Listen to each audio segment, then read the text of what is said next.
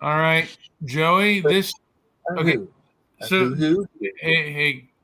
I'm A starting the foo? show. A who? I'm A starting. who? A I'm starting. foo? A who? A who? I'm starting the show, Joey. So Welcome to the show. Welcome to Transparency America. yes, you know. So yeah. So this Sunday is Mother's Day, and yeah, it's basically. I don't know if it was started by the the restaurants and the postcard company or whatever. But a lot of people celebrate it to I wonder if it was another creation by maybe Tavistock or who was that guru, the marketing guru from the early 19th century. I mean, who knows? yeah. I mean, at the end of the day, who knows? I celebrated it when I was when my mother was alive, and What did you do for your mom? the give her a card, and we'd go out for brunch. My father and my brother, we would take her mom out and treat her. Well, I guess to a degree, treat her and show her appreciation. Um, I didn't really show her appreciation, when I was so caught up in my own world and my own problems that Mm. while she was alive, I certainly didn't appreciate her sacrifice and who she was compared to my father. Uh, and it was really only after I lost my mother that I kind of appreciated her. And the same thing with my father. I mean, Can you hear me? Hello? and it kind of because my mother was more of the less emotional than my father. My mother was more of the stoic one, and my mother was tough, but she wasn't mean. And my father was mean, but he wasn't tough, or as tough as he liked to sound it. I mean, he was he was the person that was involved in the industry, and he had a lot of bravado, but in reality he wasn't that competent. But he did have his wits, and he did have his smarts at times, but his anger got the better of him, and his ego also got the better of him, and his ego came from his drama. I just wanted Fandango, Boss Ross. Just come on. What's wrong with Yeah. Fandango? And yeah, with Boss Ross, we had the whole film festival, and he refused to use Fandango, and that was his ego that really kind of got in the way. A And little, a little. Even though I explained to him, but he. What the thing is, he didn't know what it was, and that was important to him. So I yeah, never saw. I didn't see him as much of a. He wasn't an egomaniac by any stretch. He was yeah, pretty down there. well, mm, he could. You know what? The outsider, not to you, but to me, I saw him as kind of down there. I enjoyed talking to him. Oh yeah, I mean you and I kind of forget that you had a lot of long conversations with Boss Ross, and Yeah, we recorded a few times. It was yeah, great. yeah, and I don't know if you still have those recordings or if they're around anywhere, if they're lost with the I computer. do. Yeah, no, I do have them. Yeah, because you talked to him for like I guess like hour, like I went for I had to go for like an hour to check on some things at my work, and you were still there talking to the old man, uh, and recorded what he had said, and I guess he told you a lot of his life story. Yeah, he was going. Wait, we just touched the tip of the iceberg, I think. But yeah, I think we got up to the point where he was in.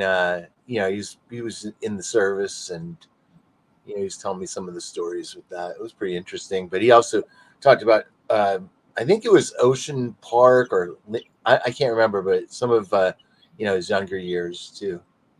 I mean, he grew up in Ocean Park. um, and he it was not a wealthy town where he grew up, and now it's like multi-million-dollar homes, but before it Yeah. was kind of a shanty town.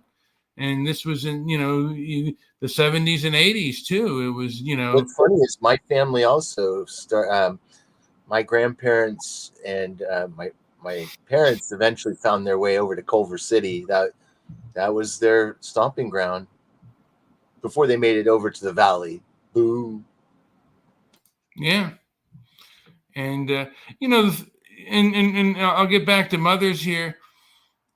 I wonder how much of an impact mothers have on our lives and on our culture. Um, I always I always kind of thought, you know, to a degree, I think they they have a bigger. I mean, like if you don't have two parents, I think the mother tends to be rather either someone you get away with a lot of things, or the mother is very authoritarian. Either she's a pushover, or uh, she's just a complete moral authoritarian. Either way, the kids are going to rebel, and there's no happy and usually there's no happy medium. I wonder if you would agree with what I said on that. Well, I've seen a lot of um, fam single parent families where the the the parent is stuck to play both roles, and yeah, it's impossible to do, but they could try and make a go of it. I have a theory that a lot of times single mothers oftentimes become very authoritarian just I've seen this. because just because they don't necessarily know how to bounce off ideas. Hmm. Yeah, I don't know too much about that. You know. Because they're the only adult around, Hmm. and it's their way or the highway, and they don't know. Like when you have another adult, I think you have to, like how to be diplomatic, and and that skill of diplomacy uh, isn't around. So you become more. I think it apps for more authoritarianism.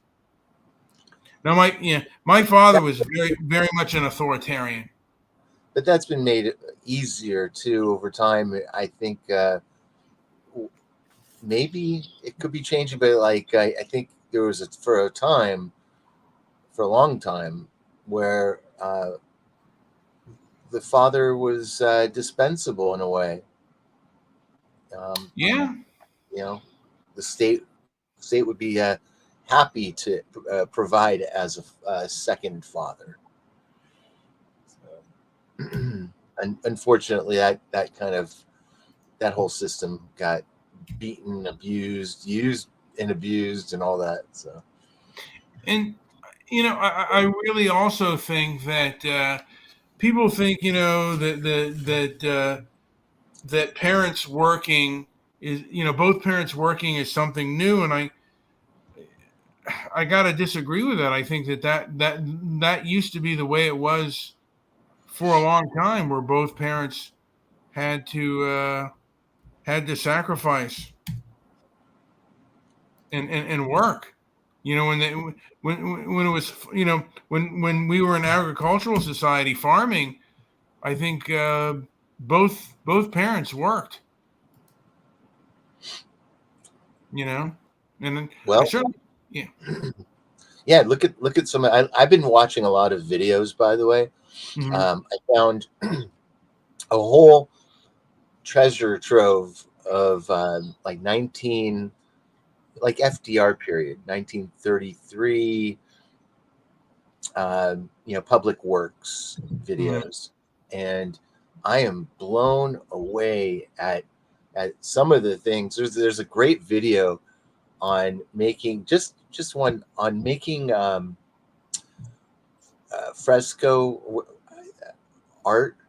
Mm-hmm. It's just an amazing process. So these artists were this is again in the mid late 30s.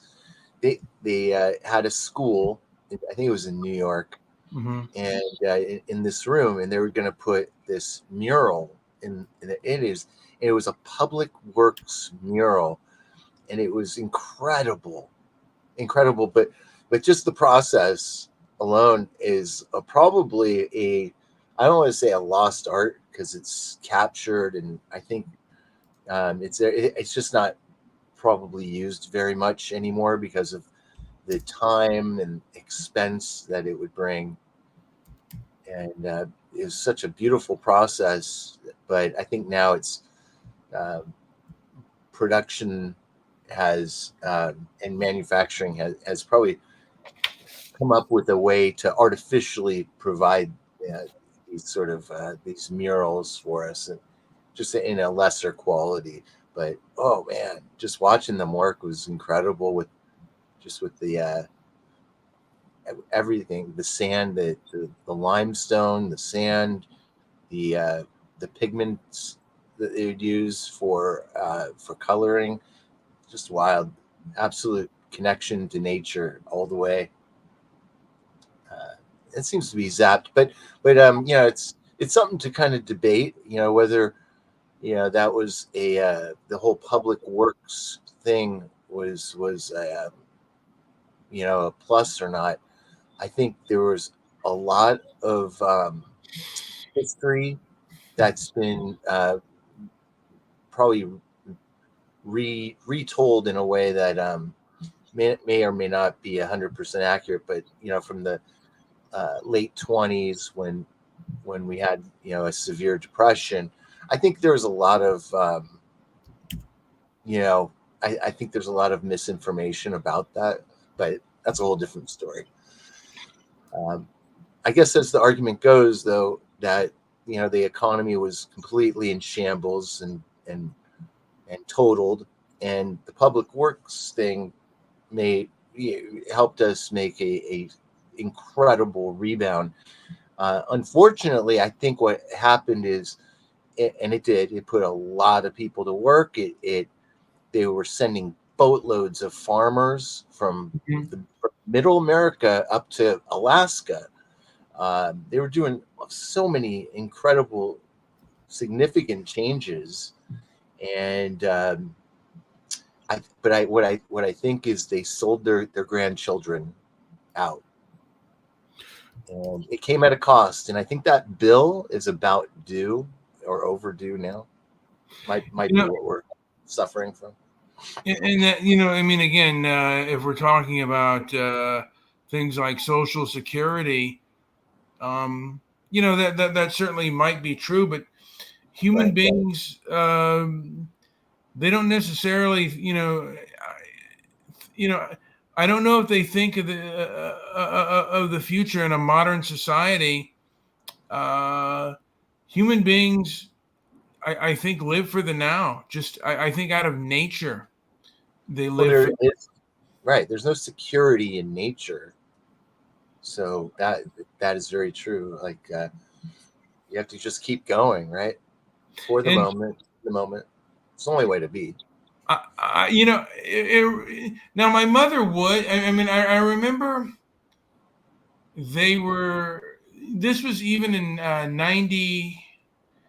92, and there was a presidential debate, and Ross Perot was saying, "Your parents love you," and about Social Security. He said, if you had to tell them that they had to sacrifice themselves and live in a hole for the rest of their lives or something like that, they would.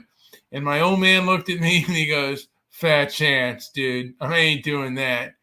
And the truth is, I think, a lot of people think like my old man. I mean, when you become old, it's a disability and you cannot work. And regardless of the logic or the fairness in it, it doesn't matter.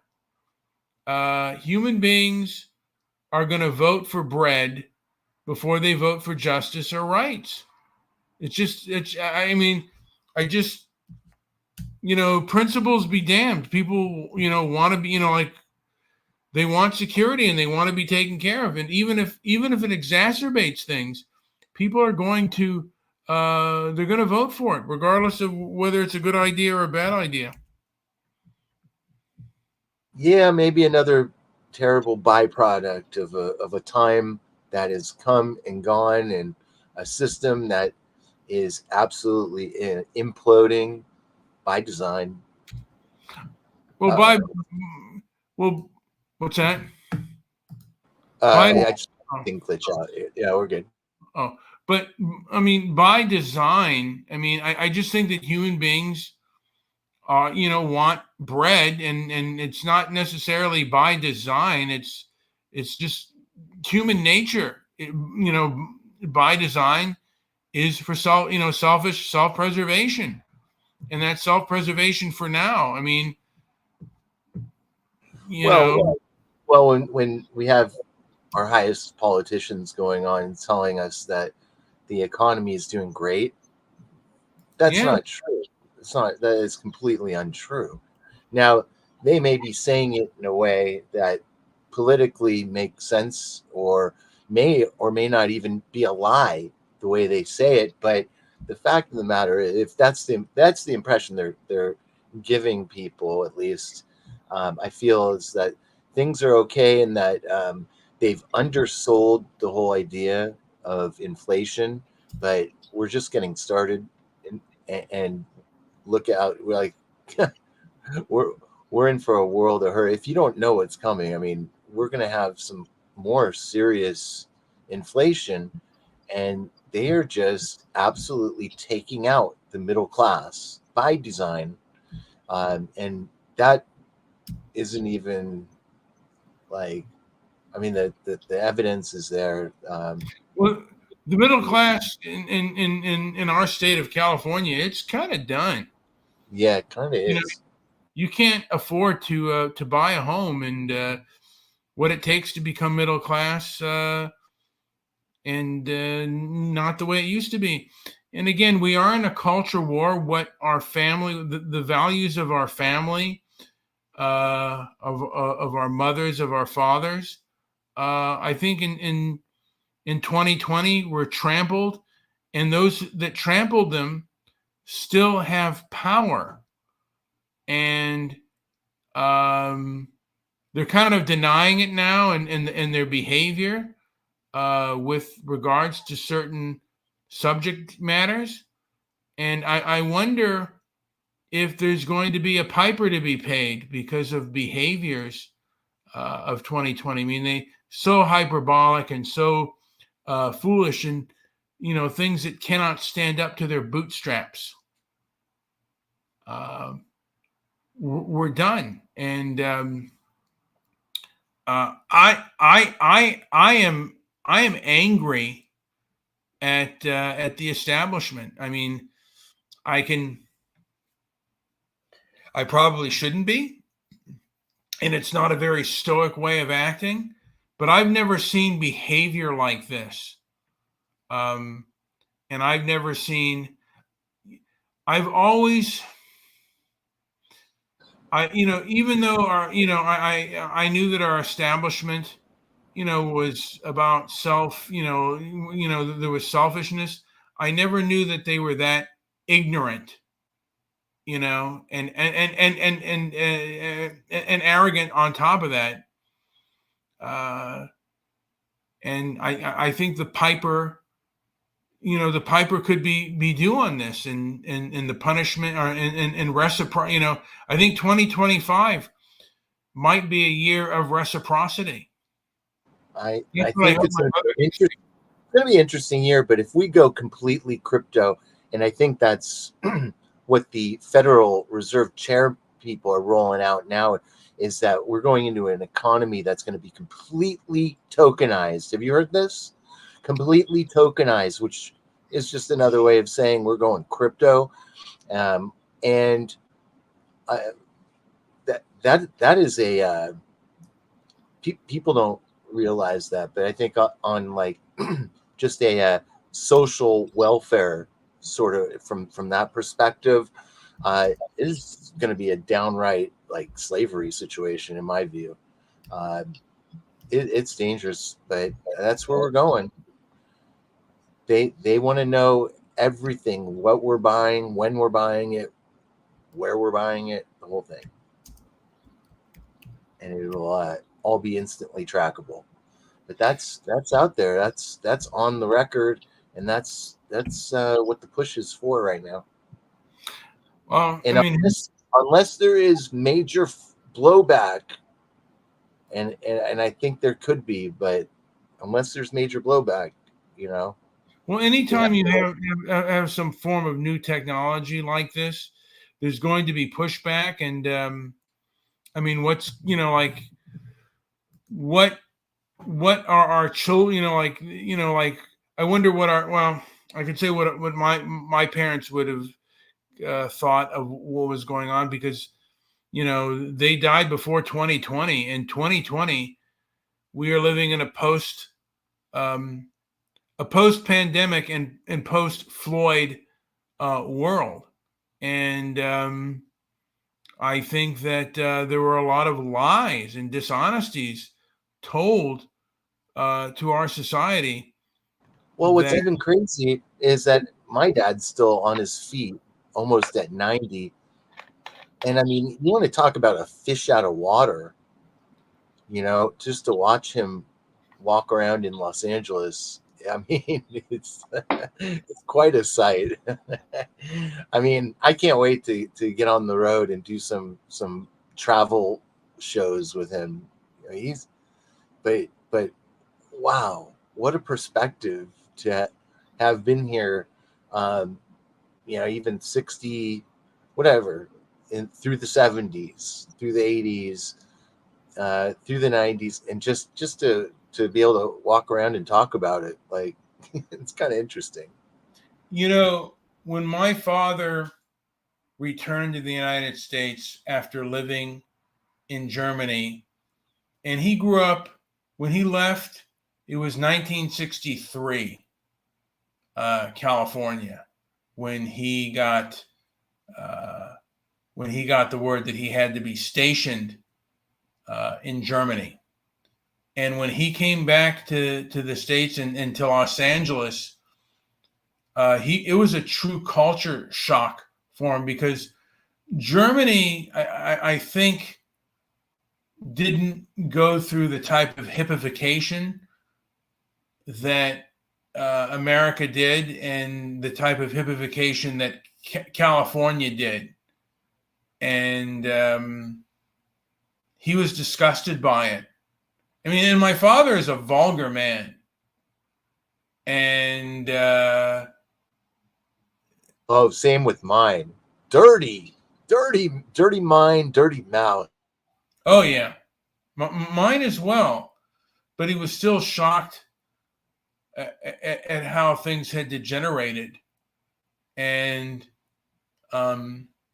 even though I think there's a myth with regards to the 50s, that it wasn't the happy days that we think it is. It was No, not by a long shot. far. That's rewritten history for sure. Yeah. And again, we've been rewriting, and we are rewriting history. It was the right that rewrote history in the past, and it is the left that is rewriting history now. And they are really telling people so many distorted lies. And these are things that happened, 20, 30 years ago, that happened, that they are just spinning and lying by omission. Uh, and Hollywood, it's Marxist left, and they'll tell you things that they want, that they want you to hear, not the truth. And before, in the late 60s and 70s, they were showing things raw and real. And then just as the 70s started to progress, they just did less of that. And the political correctness kind of took over and came part of the norm. And you could read literary works uh, of the time, and you can see the political correctness that has transpired, and the cultural shift that has transpired that is less real today than it was back then. I mean, again, the 70s was a time of a form of reality, and then there was a rebellion against that reality, and it wasn't there was both a rebellion to kind of soften things, but there was also a rebellion to soften things in two types of directions, and that's something I'll get into later on my belief on film and media history and the way media presents things and how they distort uh, perception. Joey, do you have anything to add before we end this show? And I'll end on how how my mother impacted me, and how she impacts me now. Is that she was a strong woman. She was tough, but she wasn't mean, and that's kind of the way I strive to be. She was a little too trusting and a little too naive, so I try not to be that.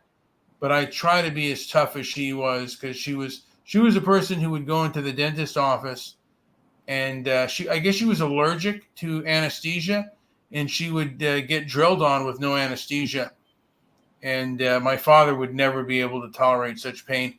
Joey, do you No, have anything to now? By the way, we both lost our mothers.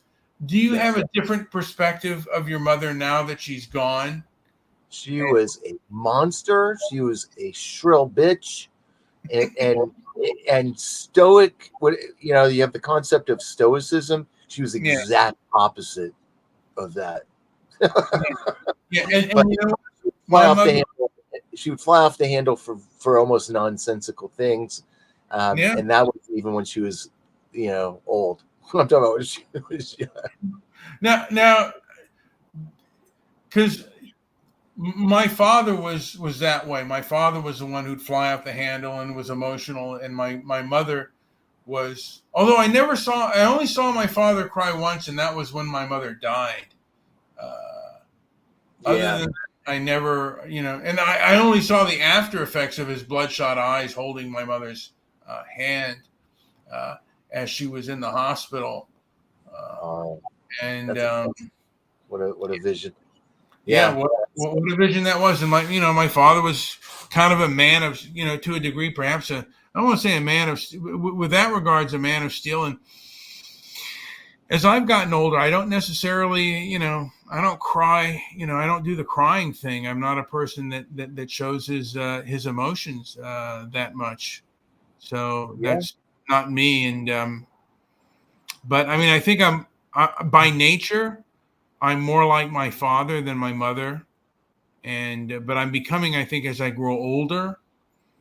Uh, my mother loved being alone, and my father, was a needy person, and my mother wasn't.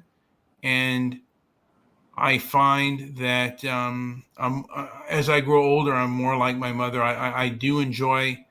I enjoy my solitude. I like being a solitary man, and um, I, Well, you know, for me, as I'm married and um, got a, you know, my mom passed away a couple years ago, and yeah, and since then I've been a little more emotional, but not. I don't think it's been something that's. It's actually made me more wise, and it's helped me learn that there's times when you just need to let it go, and that's fine. Nothing wrong with it. Uh, but at the same time, it's a good time to be strong and to stand up and uh, fight for what you think is right, and maybe not fight is the word, but just to work hard at what you think is right. And so, I've most of my emotion and focus has gone into like the things I love to do, like gardening and making podcasts and writing and doing, just expressing that in other kinds of ways. Uh, but yeah, for sure that taught me a big lesson. She was an emotion. My mom was an emotional person, but so is my dad.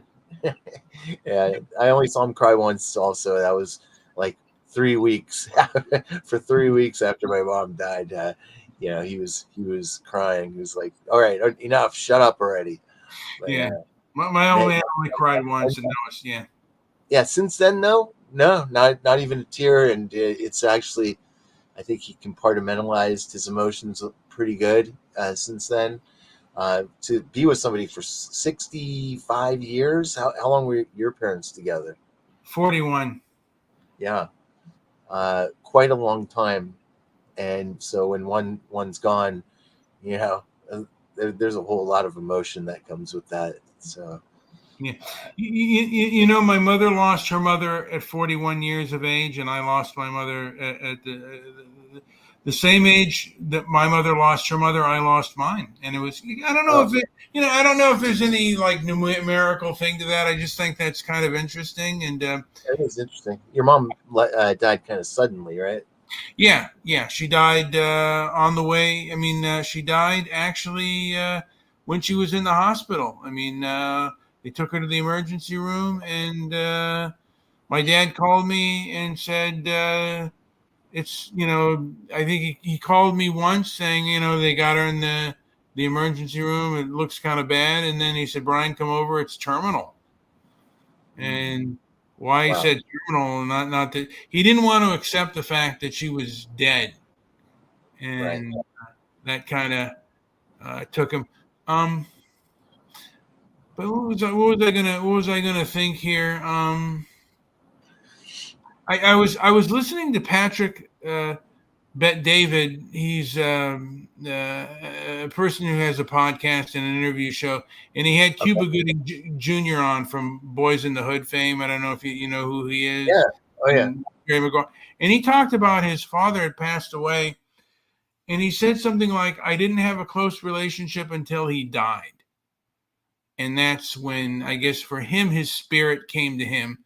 I don't necessarily believe in that, but for him, you get a different kind of perspective on your father, on the man that he was, and you kind of realize, for me anyway, I realize that we're raised by human beings, not by angels, and not by, they're not gods. I mean, Patrick Bet David says a lot of times people go through three phases with their parents: um,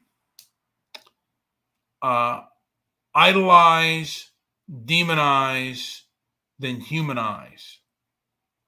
And it really wasn't until my father, like really like near the end of his life, where I began to really humanize him as a human being with flaws.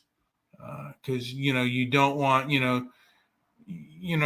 I second guessed his behavior is very arrogant, and why did he act that way? Well, he had experiences before me that made him who he was, and sometimes when I'm dealing with people,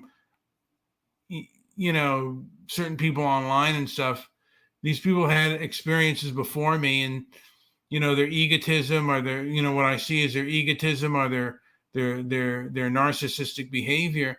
These people had lives before you, and you're not, because I used to try to get my father to confess all of the bad things that he did to me. And if I had, yeah, and, and my father wasn't playing any, and I try it in different ways, like, and it usually ended up in a big F you. Right. Listen to me. And then we'd want to, go to fucking blows and Go to this and that. fisticuffs. Like, yeah. It was like, cut the, he would just say something. I thought I would say something intelligent, like about his behavior. And he would just say, where'd you read that? Where'd you read that? What dime novel did you wipe your butt with that shit? And it was like, now I think about it, it was kind of funny. It's like, hey, you're not going to get me to confess anything. Right. Who are you? Yeah. People don't, and I realize, people don't do that shit. People don't confess, Right. their bad. I mean, the truth is, when he was dying, that's when he was like, yeah, I was, I couldn't see any, I couldn't see beyond my own perspective. I was selfish. I couldn't, because, I asked him, could you see things in other people's way? And I don't know, man. I don't know if I can as well, to a degree.